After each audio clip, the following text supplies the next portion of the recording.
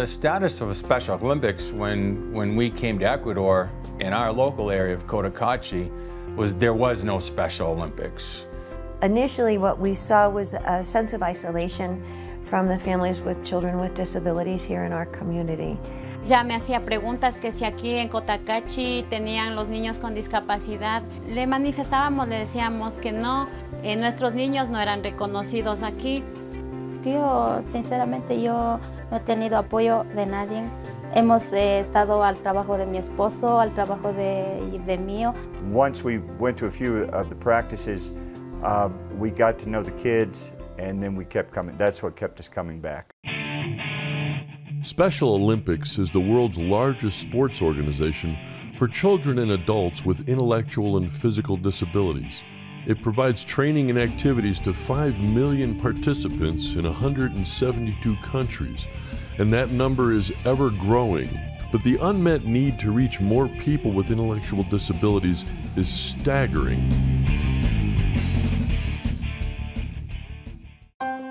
That brings us to Cotacachi, a charming town in the northern Andes Mountains of Ecuador. When retired expats Johanna and Chris Nervik arrived in Cotacachi just a few years ago, they were interested in finding a worthy cause, not only to occupy their time, but to give back to their newly adopted city and country. As a police officer, Chris had been involved with Special Olympics in the U.S. In the States, law enforcement is quite involved in Special Olympics. We would participate by helping with fundraisers. We would always send officers to go to the winter games and the summer games. They would participate. Johanna spent many years working with special needs children. I was a special ed administrator and a special education teacher for a very long time in New Hampshire, and it's a passion of mine. So we were able to begin volunteering with a couple of children here with Down syndrome. Our parents were right with us. There were only 2 parents initially that we were working with. And they also wanted more for their children, as all of us do want more for our children. Nos avisaron que va a haber un programa que para los niños con discapacidad y si no estaríamos interesados. A quien la señora al principio nos ayudaba con un poco de terapias de lenguaje. And through the course of working with those families, we thought that that might be an avenue if we could get a team started up in Cotacachi to find more kids that have a need to get out and participate. And that's how it got started here for us. One of the first tasks that was necessary in forming a Special Olympics team was getting approval from the Special Olympics National Office. So we were able to work with the Special Olympics National Office, and over the course of about 8 months we gained approval for a Special Olympics club.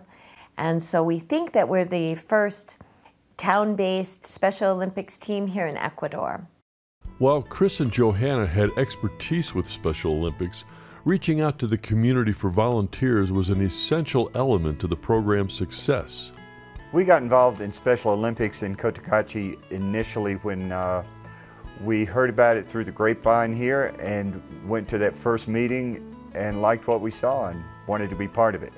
We had both been involved as teachers with our Special Olympics teams in our schools. The enthusiasm that Chris and Johanna had for the project was infectious. Their attitude towards the kids and the parents being so involved also. Kind of out of the blue, one of the other extra heroes also told us that she was a gymnastics coach for Special Olympics in the United States, and she'd be really happy to volunteer with us as well. Above all, most important to the Nerviks was having the families of the children be an integral part of the Special Olympics experience. You know, one of the things that we felt important right from the very get-go was to have the Ecuadorian families highly involved in anything that we did regarding Special Olympics. For the parents, this is, for many of them, a new way and sometimes even the first time to be able to see their children being recognized for their accomplishments. The initial 2 families that we worked with were heavily involved right from the beginning. Yo soy entrenadora voluntaria con los niños. Mi labor, la que yo hago ahí es ayudar a la entrenadora. Hago los estiramientos con los niños. A los niños les ayudo a correr, a que haya un poco más de disciplina en el grupo. Many of our members on our board are Ecuadorian. Y nosotros igual, claro, estamos ahí apoyándoles. Yo igual como madre y también como la señora ahora me nombró vicepresidenta del Club de Olimpiadas Especiales, entonces yo igual estoy al pendiente de las cosas que sí, o sea, son muy importantes para los niños de aquí de Cotacachi con discapacidad. We want this to be the Ecuadorian families at the forefront. In order to be a project that will continue beyond us, which is our hope, it needs to be based in the community. So it's a collaborative process, I think. Whether it's at the local stadium or an indoor gymnasium, the team practices on average twice a week. Some of them get on a bus twice a week and ride the bus for 45 minutes to be at each practice. So it's important to them, so it's important to us. The parents gladly participate in volunteering and helping at practices. We have children with intellectual disability, Down syndrome, autism, all are served by our group. It is a challenge for a lot of these kids, the physical actual physical activity is, so we have to do a lot of hands-on helping, physical helping with them to learn how to jump with 2 feet or to learn how to start on a racetrack and those types of things. One of the true joys of participating in Special Olympics for the parents, Chris and Johanna, as well as the volunteers, is seeing not only the measurable physical progress these children make, but the incredible social bonds they have made. Many of the kids, when they first came, were not accustomed to playing with a bunch of other kids. We saw the kids initially who came to the practices be hesitant and unsure of themselves. And then in the last year and a half, we've seen them become teams, become athletes. Huge difference. Uy, a mi hija le he visto mucho cambio porque ella era callada, no hablaba, era bien tímida, ni siquiera hablaba con los profesores, con nadie, solo hablaba conmigo, con el papá. Empezó a hablar desde que llegó a ese programa, empezó a hablar. También se abrió bastante, se abrió, empezó a hablar con los amigos, hizo más social, fue social más, ese cambio tuve de mi hija. Es más disciplinado y congenia con personas ya adultas y también se puede decir con niños. Le gusta hacer ya muchas cosas más de las que él no hacía. Por ejemplo, él maneja muy bien la bicicleta. ¿Qué se ha hecho más? O sea, el cambio que tiene Ronnie es que se volvió un poquito más abierto, más participativo. Aprendió a convivir más con las personas, a llevarse mejor. Over the course of months, to see the kids now cheering on the other kids, putting an arm around a child when another child does something very well. What I guess really warms my heart is these kids love each other. They can't wait to see each other at practices. And so this is a social outlet also for the kids and the parents. Skills that they didn't have, they're able to see themselves as valued members of our community, which is the most important piece, because we all want to be valued members of our community, and our individuals with disabilities are no different. So there's not that feeling of isolation. One of the great benefits of Special Olympics for the kids is that there are a lot of first-time experiences for them. Never having been on a team or participated, they've never competed, and that's a big aspect of Special Olympics. The couple of times we have taken them to actual events where they have participated and competed, it's just astounding to see when they get an award and they stand up on the podium and get medals, and they really get that and they understand that feeling, and it's really wonderful to see. Our Special Olympics cheer team is the first international cheer team that's a part of Special Olympics internationally. We've been invited to go to the World Games and present, and we've been invited to go to the International Cheer Union Conference. And we're trying to raise funds to get this young group of girls to be able to participate and to demonstrate the skills and the talents that they have and the things that they're learning. And what an incredible thing for their parents to be able to see their children branch out way beyond any place that they've ever seen them go. One of the many challenges the Cotacachi chapter faces is being able to afford the costs associated with competing in events in other cities, not to mention other countries.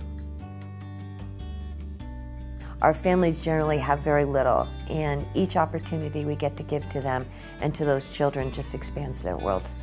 The difficulty, in the past we've used primarily GoFundMe as our method to raise money, as well as doing raffles or selling empanadas. That's insufficient to allow 20 girls to get to any of these places that they've been invited to, and those are really life-changing events. The kids have had the opportunity to do some minimal participation locally, but it's difficult because the families that are involved, they don't have the financial resources for us to participate further away from home, to buy the equipment that's necessary for our kids to participate at a greater level.